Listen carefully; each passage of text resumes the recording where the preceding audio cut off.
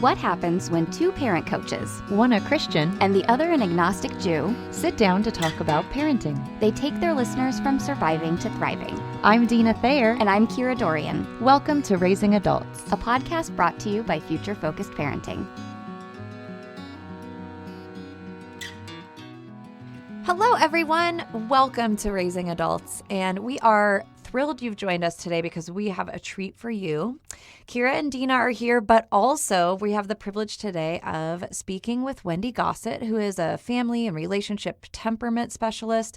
And she is going to drop some serious insight into personality and how all that works with you as a parent interacting with your child, but even just all those family dynamics. So we're really looking forward to learning from her. And Wendy, thank you so much for being here today. Oh, I am so excited to be here with you guys. You guys have the best podcast. It's so helpful to parents. You give out so many pearls of wisdom and practical advice. I've listened to so many podcasts that just kind of have a lot of fluff and chit chat.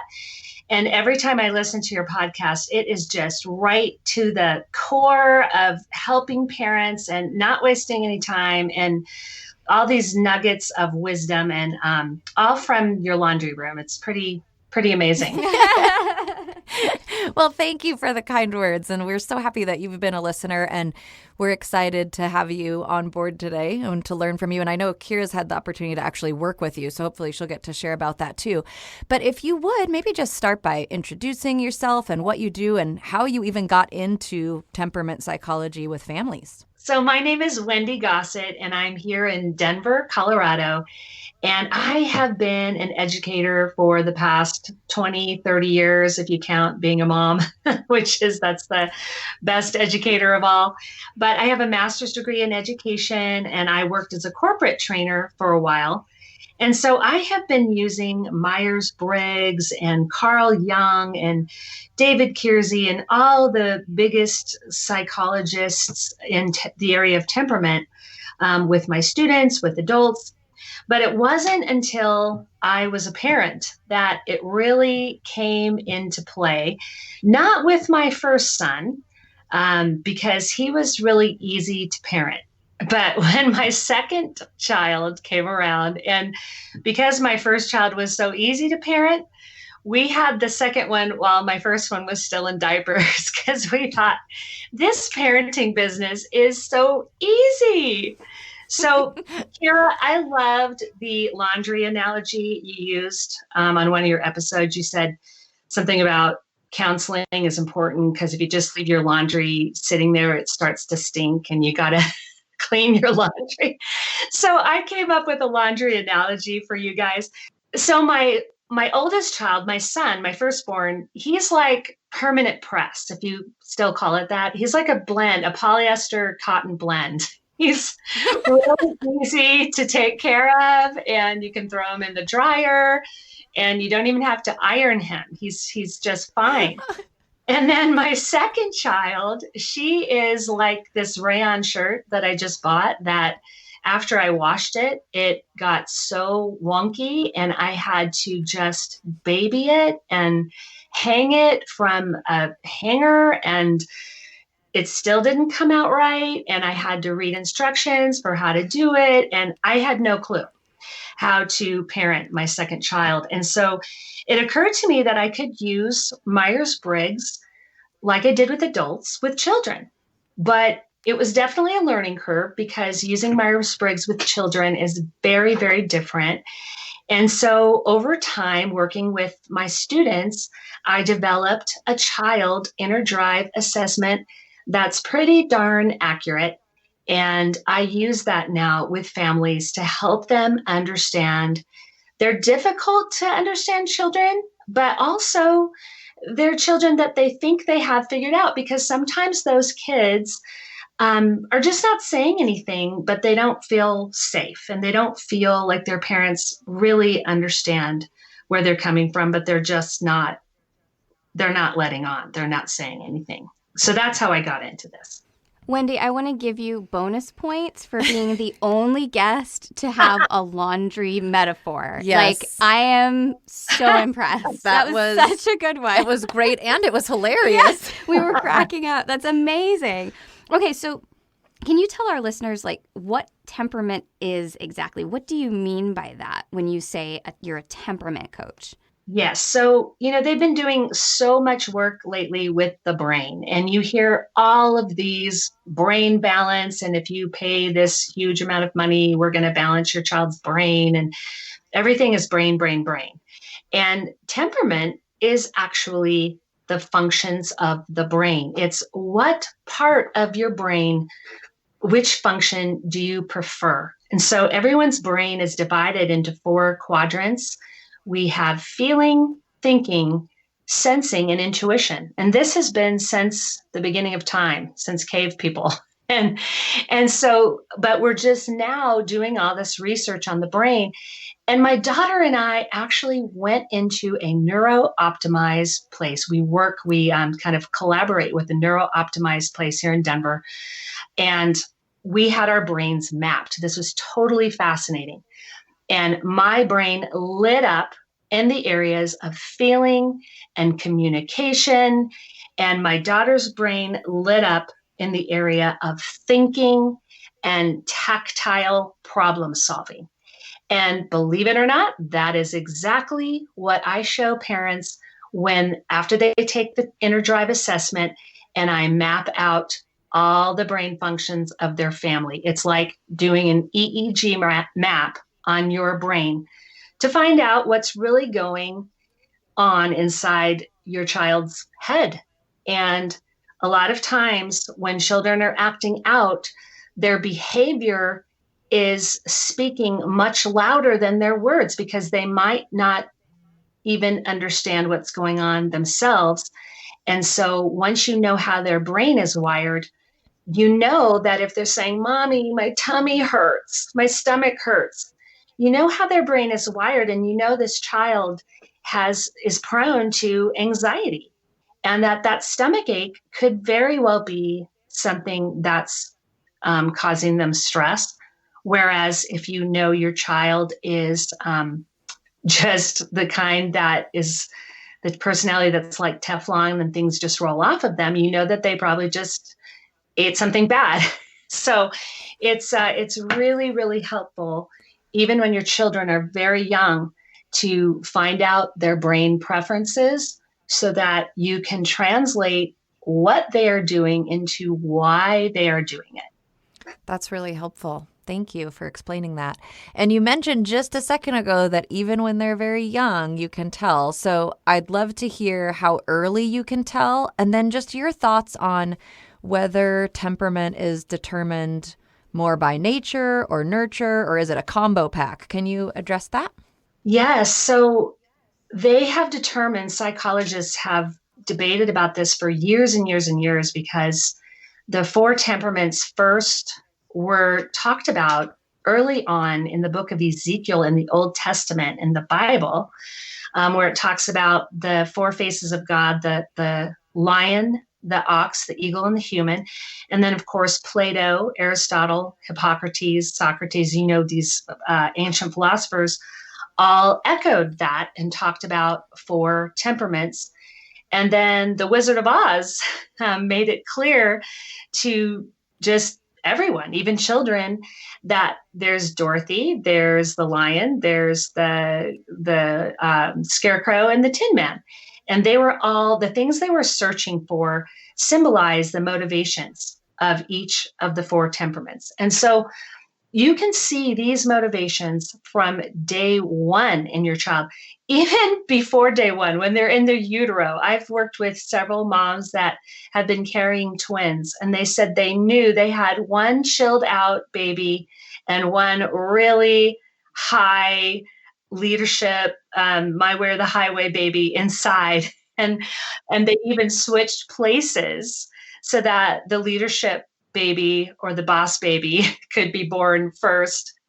And it was following that order for the rest of their lives. And so that temperament was set within the uterus. And, I've had other sets of twins, once again, where the two girls are completely opposite.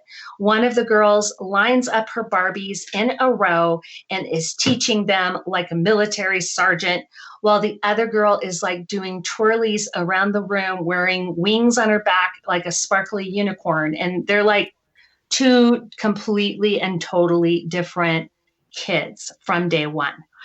And so it's 50% nature and 50% nurture.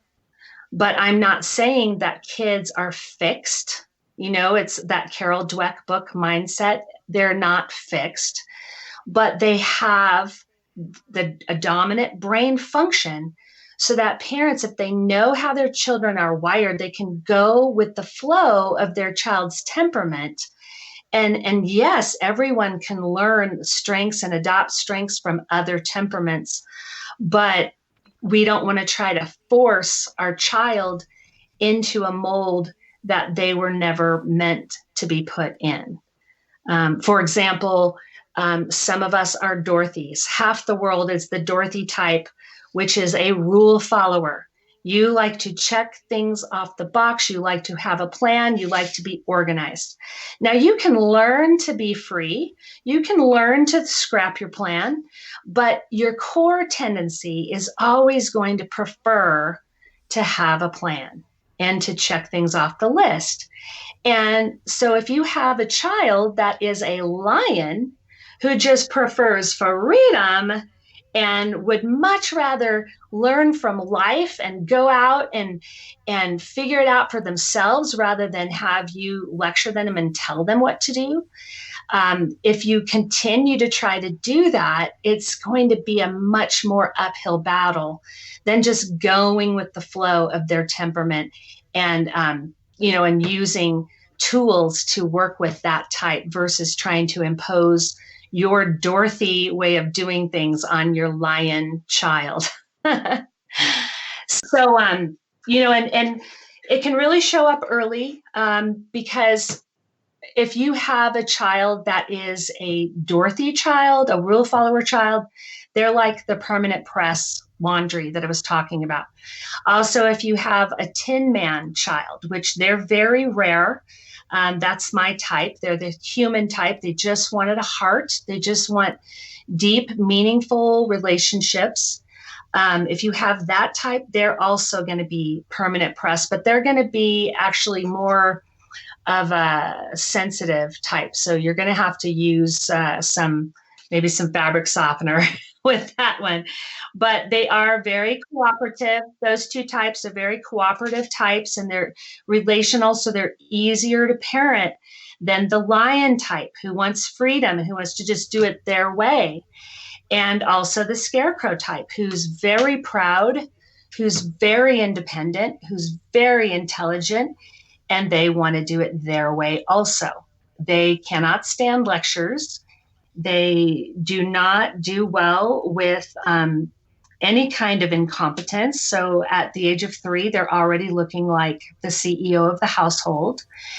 And they're also a rare type, and so they're very hard to parent. So almost every parent will say, oh my gosh, my child is fairly easy to parent. I kind of know how to figure them out. Or, oh my goodness, I don't know what I'm doing with this child. They're really tough. And so they kind of fall into those two categories. Well, and I remember one of the things you said to me was, so with Rhiannon, she is going to really crumble when you are like big with your words, when you go on and you're processing and you're externally feeling, basically. She can't handle that. And so you were saying that really she's going to be my best teacher because I have to learn to, when I'm talking with her about something that needs to change or something I didn't like, to have short, succinct sentences, which, as our listeners know, is an area of growth for Maybe me. not your specialty? No, what? No.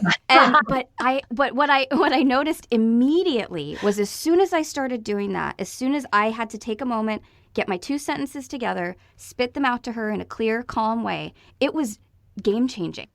Well, I was going to say the reason that kids rebel is because, and also the reason that a lot of times a second sibling maybe excels in sports, where the first sibling excels in academics, is siblings are always trying to differentiate from one another, and they're trying to differentiate from their parents. And that's what rebellion is. And they don't have to rebel. You hear that word rebel. It doesn't have to be in a major way. But when you are doing the differentiating for your kids by having an open narrative. So Kira, in your household, that would look like, oh my goodness, I am so emotional, and I realize that I have a lot of words, and I know that you like to have less words and for me to just get to the point, and that's the difference between the two of us. And just to kind of have a running narrative about the things you understand about your own personality. And then I always would teach my daughter about how this is how a lot of girls are wired. A lot of girls are very emotional, and they need to talk about their emotions, and you don't need to do that as much. And I would really have to teach her about how she was different and how she could be around me, but then how learning how to be around me would help her learn how to be around other girls. And and I would tell her, that didn't come out quite right to me when you said that. This is how it made me feel, because I'm a feeler. And so how could you maybe rephrase that? Rather than right away getting my feelings hurt, I knew that she didn't know how to phrase it correctly. And so it's just this constant teaching between the two of us. And I tell her that she teaches me as well, just like you put it, Kira, that it's a mutual teaching for one another. When you find out each other's brain preferences, you really can see how your child, it's like Jerry Maguire, how your child completes you, how your husband completes you.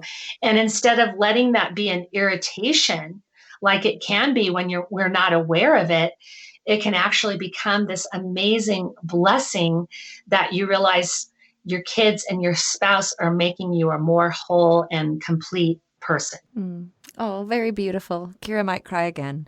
So I know we went a little bit out of order because we ended up getting to have a great chat about how you use the information with families once you've discovered those temperaments. But could you share the process, how you go about discovering a child's temperament, or even your own as a parent for that matter? Yes. So this is an area where people that work deeply in temperament really have a bit of a dilemma, because the way that people are familiar with working with temperament is you take a nice little test, and then you read a little paragraph about your type, and then you kind of go on your merry way, and you got a little nugget about yourself. But there's really so much more to it than that, and Kira can attest to that. And also what happens is, as adults, we tend to take those tests based on our learned behavior. It's not who we truly are. We take the test based on our role as a mom, our role in our job. And most of the time, women test fairly accurately on these tests, whereas men are almost always wrong. And so what will happen is, if they take an online test and they get their result, they'll Google it and they'll be like, oh, that doesn't fit me at all. And so they discount this type of psychology, when really it is so amazingly accurate when you get a correct type on yourself. And the way to do that, the process, I come at it from so many different schools of thought. I may name some of them in the beginning, but primarily I use Carl Jung, who came up with the 8 psychological functions of the brain. And it's like a geometry formula. Your Myers-Briggs letters are like the car you drive. Kira is driving a sedan, so am I, with the top up, and we're driving on a highway with a GPS. But when you find out your brain functions, you find out who the passengers in your car are. So my driver has a GPS and he's on a highway. Some people are driving a sedan, but their driver is on an open road with no map. And so they look a lot different. And some people are driving a convertible with a top down, but their driver is on a highway with a map. And so you can't tell that from just the Myers-Briggs. All you can see with the Myers-Briggs letter is the car. You can't tell what the passengers in the car are doing. And every single one of us has 4 passengers, and the 2 passengers in the back are like an infant and a teenager. And the infant is the one that causes us the most stress, shows up when we're stressed out, because our infant brain function always stays like a 3-year-old child. And so once we can learn about that function and learn how to balance it, we can overcome a lot of the things that are tripping us up in life.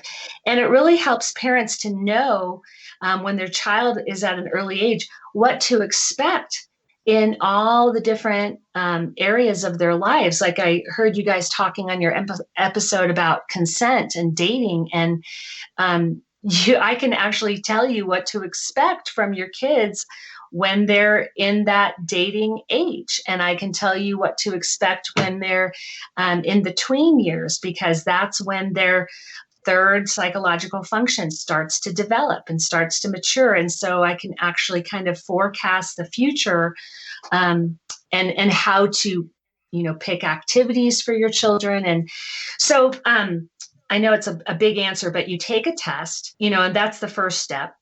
And then I listen to what's going on in your family dynamic, and those are clues for me.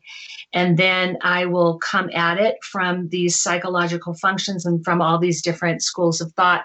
And that is how we get an accurate typing. And then I do a family map for the family. And then we talk about what all that means. Yeah, I remember, I think part of what you do that is so important for our listeners to hear is different than just taking some Myers-Briggs test online, is the nuance of the questioning that you do around the family dynamic. You're like a little detective, I felt like, and you just kind of unpack it all to get to the root of, okay, here are the 4 cars parked in the garage, and here's why sometimes it's like bumper cars, and here's where you're all driving really nicely together. It's incredible. I'm also going to say that you do take the test on behalf of your child, even when they're older, because kids don't have the self-awareness to test themselves correctly. And we tend to want to become something we're not. And I find that people tend to test as extroverts more often than introverts. And introverts there aren't as many in our society, but I feel a lot of that is inaccurate because our society is so extroverted. And I think there's a lot of pressure to be an extrovert. And so through these psychological functions, I can find out pretty quickly whether you are truly an extrovert or an introvert. And that in alone, with a lot of people, really helps them.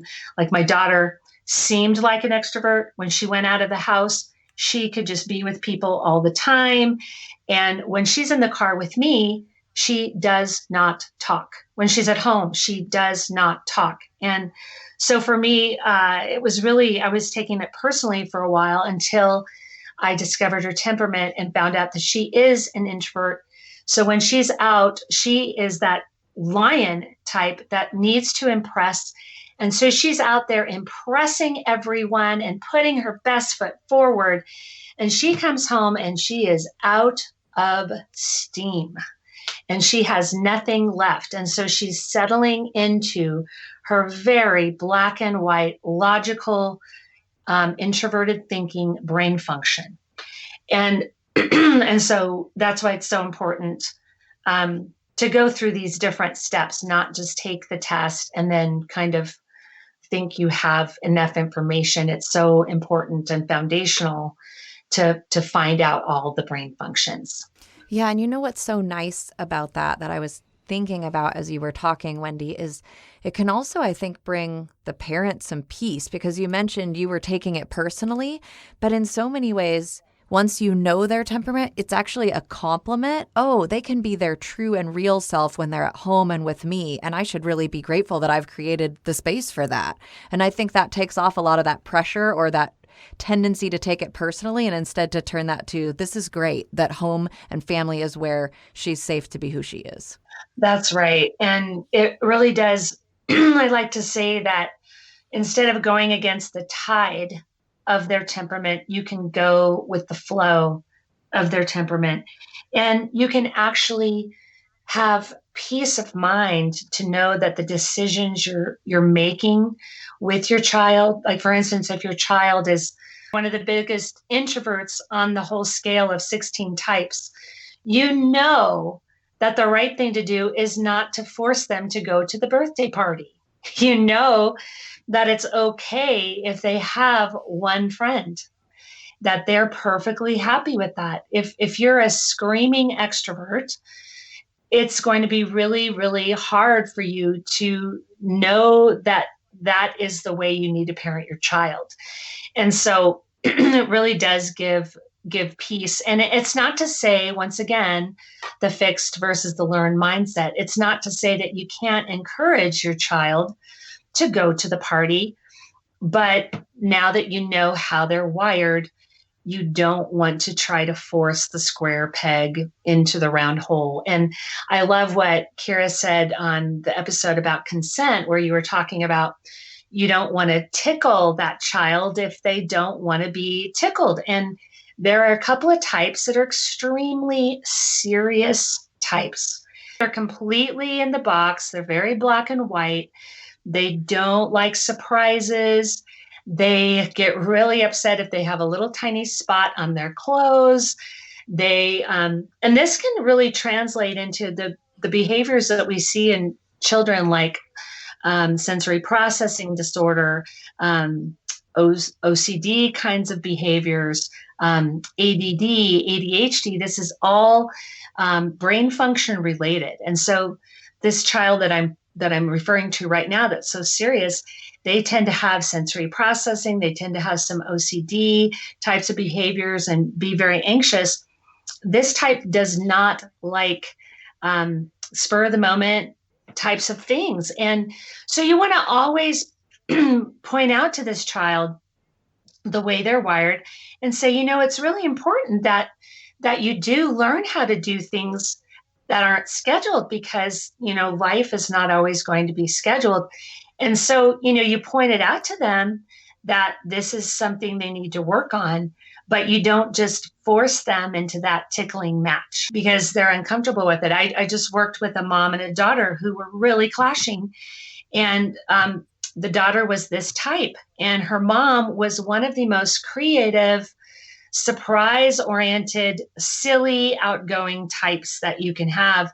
And she was just being herself, trying to lighten up her daughter, but really she was stressing her daughter out. And since her daughter is a total rule follower who wants to do what's right, she was trying to please her mom, but it was just, she was stressed out constantly, and it was coming out in stomach aches and just all kinds of other issues. And so the awareness there for these two is that they're going to help each other kind of meet in the middle. And that's what growth is all about. It's about having the right expectations and then learning how to compromise and meet in the middle and respect each other's boundaries and differences and strengths. And what a gift to give our children, for them to feel truly seen, truly understood, and for us as parents to help them grow into their strengths and help the parts of them that need extra help get that help, but from a place of understanding instead of a place of frustration, which was my experience. I mean, I was frustrated. Now I understand. And it's so interesting because I've been working a lot with adults lately who need to understand their own family of origin. They need to understand their own parent. And I will coach them before a family gathering. And my own mother, I was able to finally have peace with her and forgive her, because she is the personality type that has a dominant brain function of sensing, which means her 5 senses are the most important to her. So when she has sticks in her yard she is stressed out and she gets extremely worried over her microwave oven being dirty. And I could easily poo poo these things as, oh my goodness, why are you getting worried about your sticks in your yard?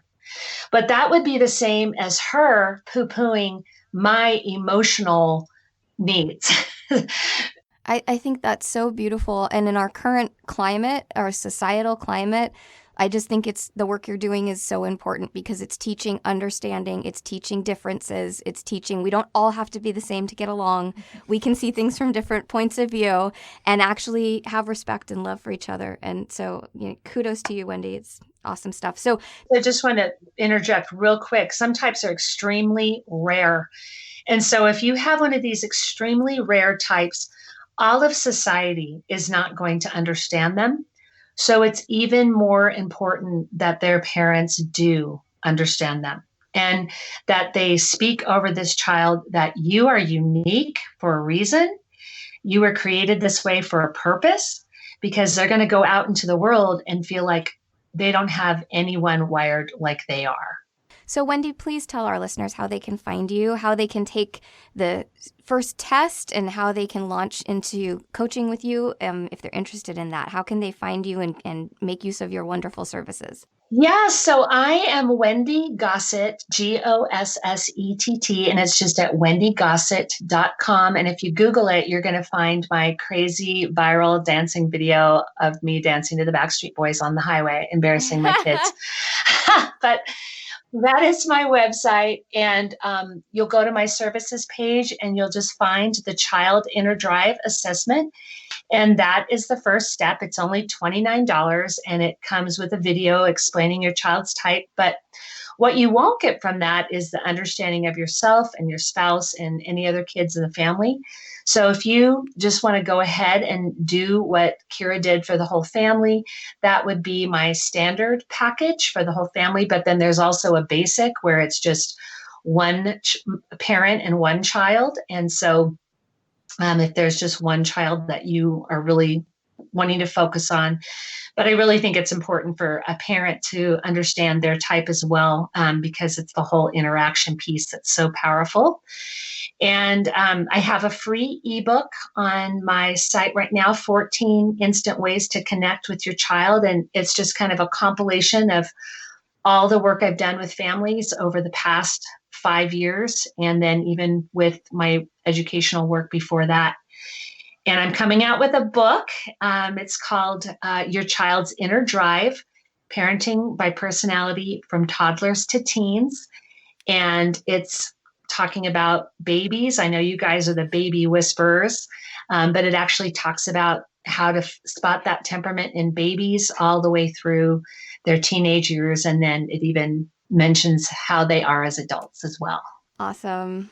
Great. Thank you so much, Wendy, for just taking some time out of your busy schedule and all the things that you have going on to share with our listeners, because we're all about parenting and we're all about doing the best job that we can for our kids and being intentional. And what better way to be intentional than to learn who your people are so that you can parent them appropriately. So thank you so much for being with us. We really appreciate you lending your insight today. Oh, my pleasure. Thank you so much for having me.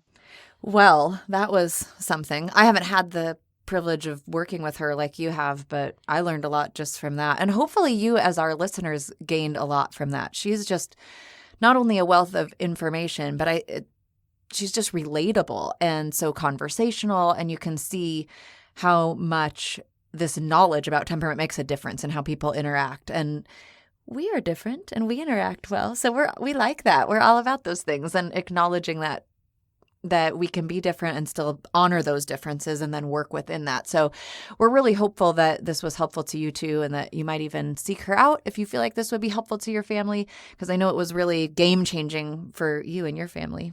Yeah, absolutely. I mean, I think it's so easy when you're in close proximity, you just bump into each other in a different way. Like, I feel like I can have a lot of understanding for my friends and the differences that maybe we have. And, it would be easy for me to take that the wrong way, but I know that they're like this and they didn't mean it like that. But when you're like next to someone, like you see each other with your hair in the morning and your teeth haven't been brushed yet, it's a lot it's a lot harder, I think. You tend to bruise each other and you tend to bump into each other more. And I think as parents, especially future-focused parents, I think because we have this idea of who we want to raise and the qualities we want them to have, it can be a trap to think that has to look a certain way and not leave room for the person to be their person with these qualities, with these attributes, and that you actually may have to change how you foster that. That's right. And that was, for me, even as a parent coach, was eye-opening. Yes. Eye-opening, especially around the empathy piece. That was